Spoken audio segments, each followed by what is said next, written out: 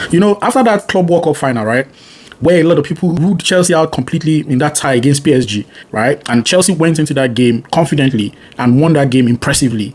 A lot of people changed their mouth. This time around, Chelsea has been tagged as the underdog going into this game again. A lot of pundits, I've heard a lot of people say, oh, Chelsea, they're not giving Chelsea as much respect as they should as far as this tie is concerned. And this is where Chelsea thrive the most.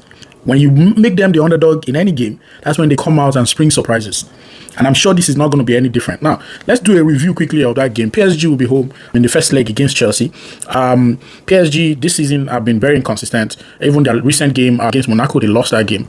Chelsea coming into this game are confident. They won their last two games against Villa and of course against West Ham. Any team that wins a game, when you're going into the next game, you're going in confidently to know that, okay, I can get something out of this. And looking at that game is going to be very tough. PSG and Chelsea last faced each other in the Champions League round of 16 in the 2015-2016 season. And Chelsea lost both home and away 2-1 in that game against PSG. Now, Chelsea have only won 2 out of their 8 Champions League matches against PSG. And that's a very bad record. One that should be rectified in this game tomorrow. Now, the last game that PSG and Chelsea faced each other, like I said, was in the Club World Cup final, where, Parma got a brace in that one and we won 3-0. Now, you would say that that's in the past? Of course, that's in the past. So, coming into this game, would PSG approach it in a way that, okay, well, we need to get a revenge? Or would they come in be like, well, that is in the past, let's come in and play our game and get the results? If they're coming in with revenge, I'm sorry to say that might haunt them. They might make mistakes. They have all the players, they have the team to hurt Chelsea if we're being sincere and if we're being real.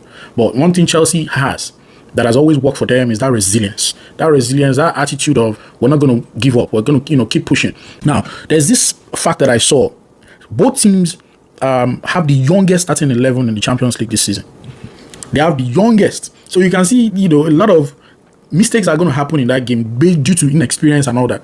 But no doubt it's going to be a quality game as well. Now, one of the players to look out for me is Vitinha. Vitinha, that guy is world class. Check this out. He has the highest pass completion rate under high intensity pressure of any midfielder in the UEFA Champions League this season, 93%. So for me, that's a threat because if you allow him those spaces, he can throw in passes and that can hurt you. So Chelsea have to be very, very defensive and minded. And of course, they can hurt PSG on the counter attack. Once they're able to get their composure and get a draw at least in this game, then they can come to Stamford Bridge and get the result and qualify for the next round of the competition. But either ways, this is going to be a very tough game for both teams.